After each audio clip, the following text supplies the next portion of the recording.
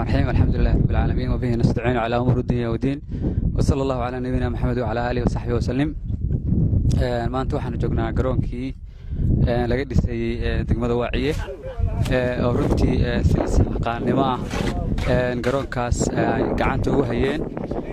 guddi aan ka mid ahay oo runtii hareerahayga jooga waxa saaka oo maalin jimcaana soo boqday wariyaal iyo gudoomiyihii isxilqaamayaasha oo runtii fiirinayay shaqada aanu meesha ku hayno shaqadana waxay socotay muddo adigu sanad ku dhow garoonka inta leeg baa la dhisay oo si isxilqaanimo ah loo dhisay waxaana ka qayb qaatay dhammaan bulshada deegaanada u dhashay runtii aad baan ugu faraxsanahay inaadna soo boqotaan aanu aragtaaniin shaqada aanu gacanta ku hayno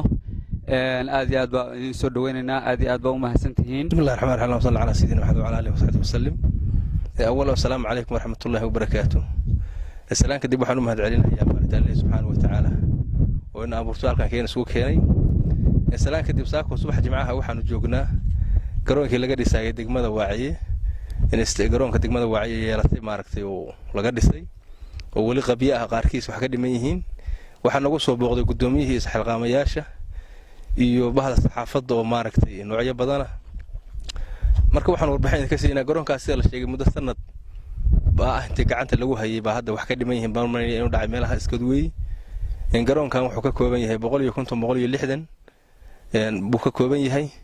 isoo gacanta lagu hayo roobabkii guga ayaa ku balowday dabaylo iyo roobab iswata marka khasaare ka soo gaadhay oo qayb waa ku dumay maaragtay 150 haddana maaragtay dib baa looga soo kabtay oo waa dib loo dhisay hadda waxa ka dhiman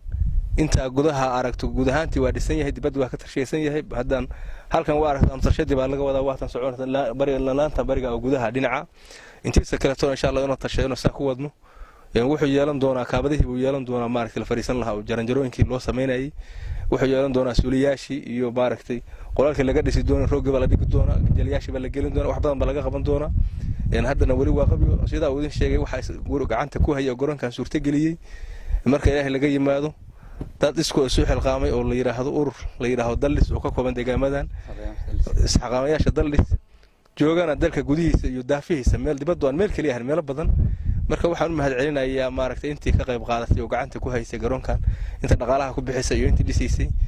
maaragtay waxyaalaha kale oo ka qayb qaadan doonaan oo ku balansanahay oo kamid ah deegaamada waa u mahad celinayaa intiisa maaragtay dibadda joogta oo aad si gaar ah gacanta ugu haysa iyo intiisa gudaha joogta kullu ka qayb qaadata marka insha Allah bil marka warbixintii sida weey waxaan ka codsaynaa maamulka Puntland inay garoonkan sida waliba gaar ahaan wasiirka ciyaaraha iyo isboortiga iyo dhaqaaqaynka dhalinyarada iyo maaragtay inay waxaan ugu baaqaynaa oo ka codsanaynaa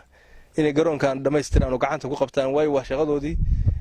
maaragtay waxigan socda xilligan dhalinyarada way tahriibaysaa badahay ka gudbaysaa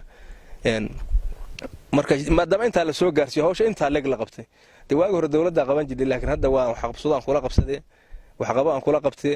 waxaan ka codsanaynaa iyagana sidoo kale hay'adaha iyo cid kasta oo wax ka qayb qaadato arrimaha ka qayb qaadata ilaa iyo maaragtay dawladda federaalka ah in arrinta garoonka laga qayb qaato والسلام عليكم ورحمة الله وبركاته. بسم الله الرحمن الرحيم. أولا إله بمهاد إسكالة مركل بعض وحن نوم هاد علينا يا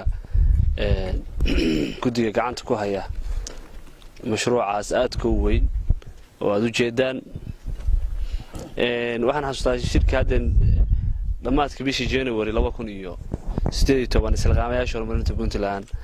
قرشين تسي عرمو دقمة واعية دلس runtii waxyaalihii soo gudbisay in degmada Waaciye ay ka qaban doonaan una qorsheysay in horena u sii qorsheeyeen waxaan uga bilownaayeen haddana wax way aad u jeedaan dhameystirkoodii maanta 150 160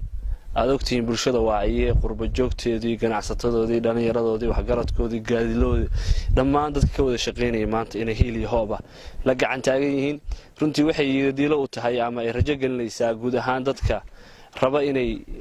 mar walba bulshadooda isu xilqaamaan si gaar ahaanayna waxay u tahay guul ama waxay ku faanaan u tahay isxilqaamayaasha horumarinta Puntland maadaama mashruucii ugu weyn ama mashaariicda ugu waaweyn oo ay qorsheeyeen ay fulay degmada Waaciye kow ka tahay inta ka bacdi waxaan fariin u direynaa shacab weynaha isxilqaanimadu wax ka soo bixi kara waa national وقاب دولي أو سيدة دولة فدرالك أي هذا قرشية جعنت كويسو إن isxilqaanka nationalka ah ama dawliga ah ee dawladdu gacanta ugu qabanayso in dadka deegaanka dawladdu ay gacan la qabato haddii ahaan lahayd wasaaradda cayaaraha heer federaal iyo heer stateba inay garoonkan dhammaystirkiisa iyo inta hadhay inay qayb ka qaataan waxaan rajaynaynaa insha allahu tacaala mar labaad iyo mar saddexaad aad baan ugu mahad celinaynaa bahda saxaafadda runtii halkan galmaanta noogu fursad noo siiso inaanu la wadaagno odayaashu way sheegeen garoonkan muddo sanada uu socday alxamdulilah waa lagu guulaystay waxaan rajaynaynaa insha allah inuu ka mid noqdo garoomada ugu caalamisan Puntland dadka ugu badan dhaqaalaha ugu badan bixiyo uga mahad celinaynaa waa qurba joogta deegaanka ee Dallis aad baan uga mahad celinaynaa waa inta ay sheegeen waxa uu doorkii dawladdu waa maqan yahay in garoonkan qaybtooda ay ka qaataan waxa kaloo insha allah aan ugu baaqaynaa dhammaan dadka horumarka jecel in insha allah barnaamijkaas ay tahay uga qayb qaataan mar koowaad iyo mar labaad iyo mar saddexaad waa u mahad celinaynaa dabraani media martida nootin wariyaasha iyo isxaqaamayaasha iyo annagu waxaanu ahayn dadka deegaanka degmada Waaciye isxilqaankii degmada Waaciye ka bilowdana meeshu maray waa aragtaan heer Puntland markii loo galo mashruuc ugu weyn oo ka fula garoon dherkiisu yahay 160 iyo 150 ballarkiisu yahay oo masaafadu ku fadhiyo intuu laga aragtaan baanu dhisnay waxaana inta weyn ka qayb qaatay oo lacagta bixiyay inteeda badan waa qurba joogta u dhalatay deegaanka waanu u mahad celinaynaa waa aragtaa isxilqaankii waxaanu u rajaynaynaa cid kasta oo ka qayb qaadan karta inay nala dhammaystirto oo dawladda dayta iyo hay'ad tahay cid kasta waxaan ka codsanaynaa inay nala dhammaystirto sidoo kale waxaan u mahad celinayaa bahda Dabrani Media runtii booqashada maanta noogu yimaad degmada Waaciye sida kalsoonida leh oo sida la dhiirigelinta bulshada leh inay wax qabadka bulshada iyo marwalba sidii ula garab taagan tahay Dabrani Media uga mahad celinaynaa Allah idin sharfo wax qabadka bulshada u haysaana waa inay inta ka sii badisaan baa idin leenahay aad baa mahadsantiis booqashada guud bahda Dabrani Media oo runtii si xilqaannimo ah ku timi degmada Waaciye si ay uga eegto ama u ogaato wax qabadyada ka socda degmada Waaciye oo isxilqaamayaashu gacanta ku hayaan aadna waxaan ugu mahad celinaynaa mar labaad iyo mar saddexaad Dabrani Media isxilqaamkan arkaysan degmada Waaciye waxa ka qayb qaatay gudiyada degmada Waaciye ka dhisan iyo qurba joogta deegaanka waxaan rajaynaynaa insha Allah inta dhiman inay Puntland dhammaystirdo waana ku mahadsantihiin